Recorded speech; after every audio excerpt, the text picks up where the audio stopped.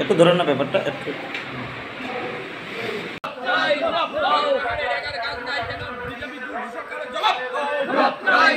দাবি রেখেছি, এটা সবাই ভুক্তভোগী ত্রিপুরাবাসী।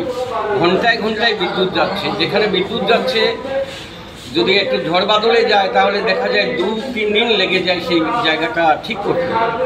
এই যে একটা অবহেলা বিদ্যুতের প্রতি, একটা সাংঘাতিক অবস্থা হয়েছে। বিদ্যুৎ পরিষেবাটা মানে এত খারাপ, প্রতিদিন মানে বারবার বিদ্যুৎ যাচ্ছে, বিদ্যুৎ বিচ্ছিন্ন হয়ে যাচ্ছে, অল্প ঝড় বৃষ্টি হলেই বিদ্যুৎ বন্ধ।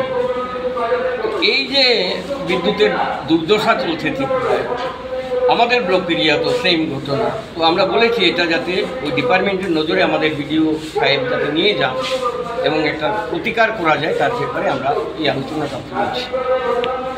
আর আমাদের স্বাস্থ্য পরিষেবার কথা তো বলেই লাভ নেই। আমাদের স্বাস্থ্যকেন্দ্রগুলোতে ডাক্তার নেই।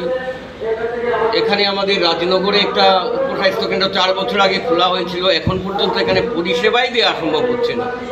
তো এটা আমরা বিডিও সাহেবের নজরে নিয়েছি যাতে এখানে ডাক্তার দেয়া হয় এবং মানুষ যাতে পরিষেবা পায়, আর প্রাথমিক স্বাস্থ্যের যে ব্যাপারটা রয়েছে সেই চিকিৎসাটুকু যাতে পায়, সেই দাবিগুলো আমরা বিডিও সাহেবের নজরে নিয়েছি।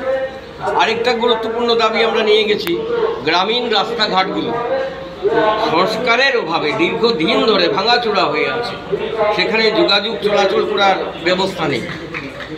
তো সেই জায়গাগুলো যাতে সংস্কার করা যায়, যেগুলো ব্লকের আন্ডারে আছে ব্লক যাতে করে, এবং যেগুলো পিডব্লিউডির আন্ডারে আছে পিডব্লিউডির নজর নিয়ে যাতে করানো যায়, সেগুলো আমরা বিডিও সাহেবকে বলেছি, অনুরোধ করেছি। ঠিক।